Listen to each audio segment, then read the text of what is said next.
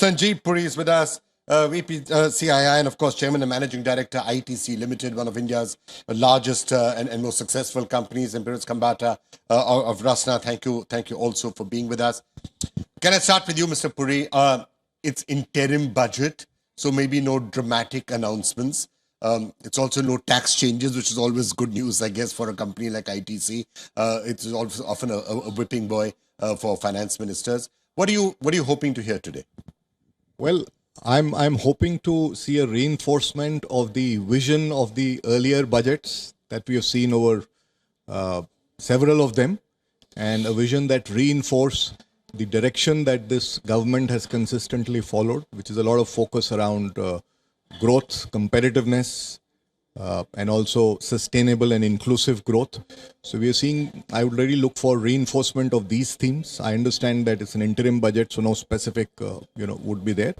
But certainly reinforcement of these areas and continuing the theme of public investment. CI is talking about a 20%, suggesting a 20% increase. On an earlier occasion, it was much sharper. We are also suggesting that the fiscal consolidation glide path should be followed.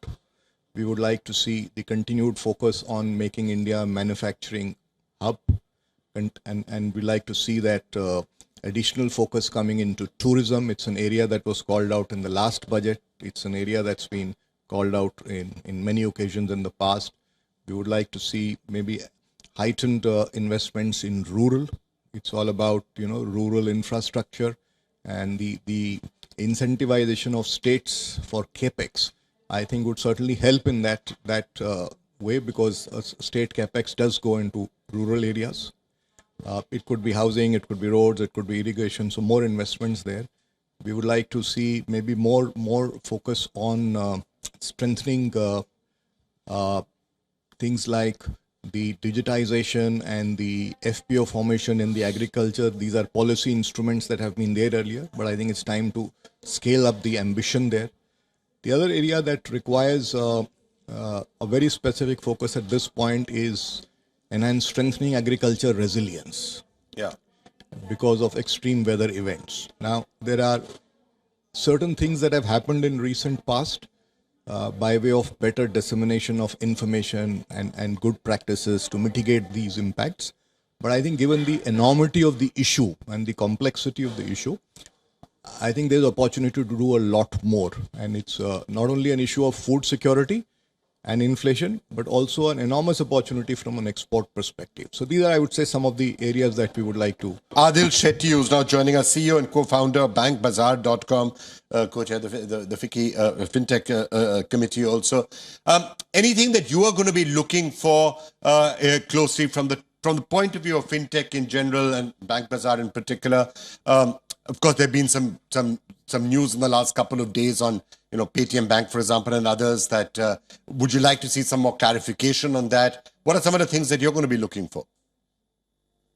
Thanks, Vikram. See, from the salaried consumer side, which is what we keep getting asked at Bank Bazaar, people are waiting to see what happens in terms of the new tax regime. Last year, a number of changes were made to the new tax regime. The number of slabs were reduced from 6 to 5. The highest tax rate was reduced to 39%. Exemption was offered for up to 7.5 lakhs in the new regime. You didn't have to pay any taxes. So people are waiting to see, saying this year, will there be a slight nudge to get more people from the old regime to the new regime? Because we're trying to change the status quo. So that's one thing salaried people are waiting for. From the fintech and the startup side, right, we're looking to hear about investments in digital public infra.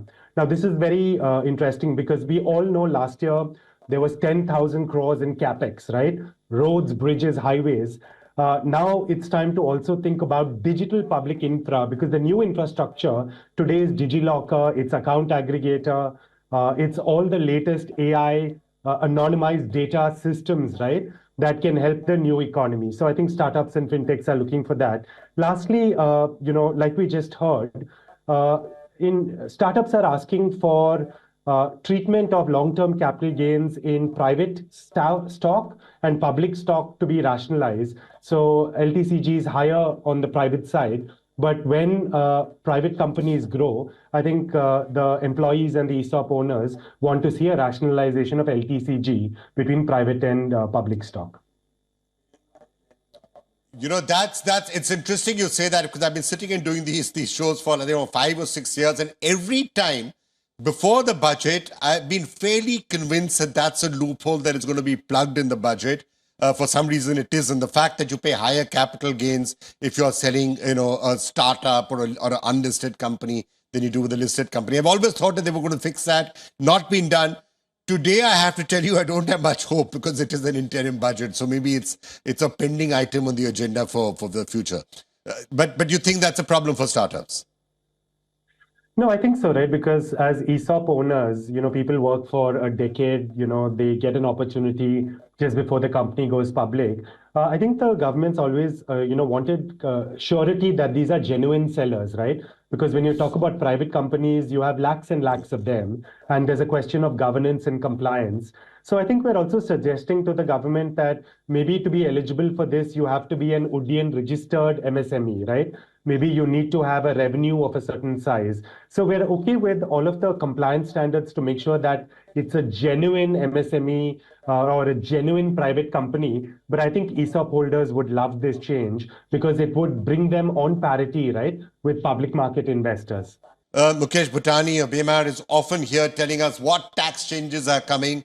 This time, I think we are fairly safe to say we will not hear too many tax changes, unless a real surprise. But Vipin Soni with us also, Chairman Industry, R&D, Manufacturing, Green Mobility. You look at a number of areas. That is some place where actually you may expect to hear unfinished agenda, laying the blueprint. Would you like to see some sort of a blueprint being laid out now by the Finance Minister?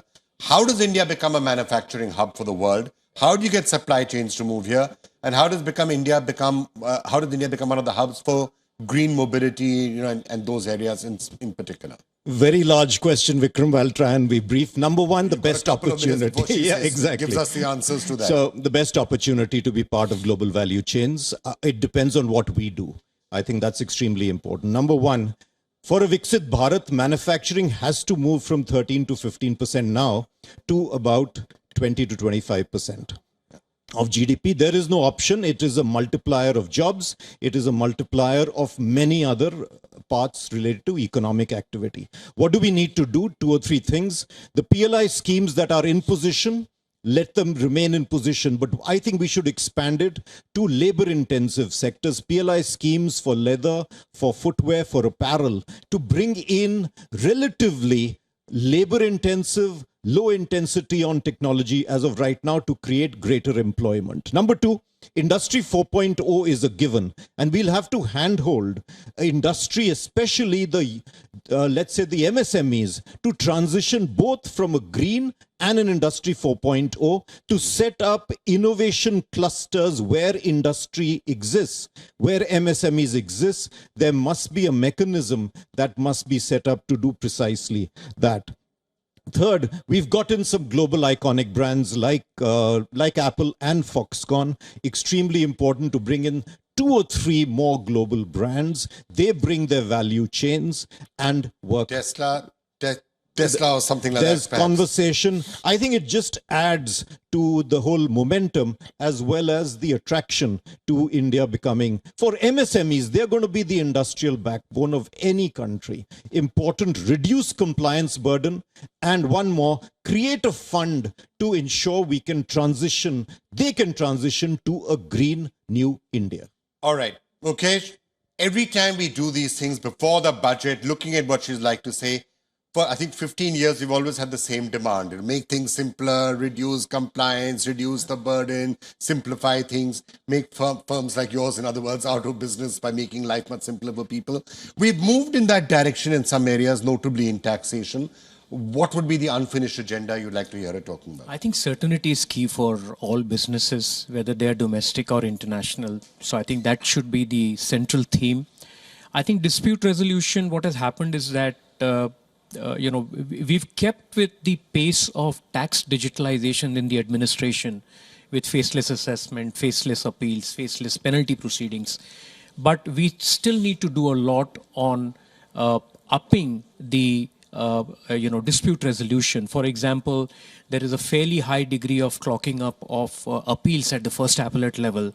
So I think legislative changes such as mandating a time-bound resolution of the first appellate authority, in my view, would be high on the wish list, because that addresses the primary question of certainty. If I had one wish list for what I would like to hear in the budget speech and the manifesto, any government saying is, we will declog this entire burden of the judicial system, make it much faster, have quick decisions, quick things moving forward, quick arbitration, quick results.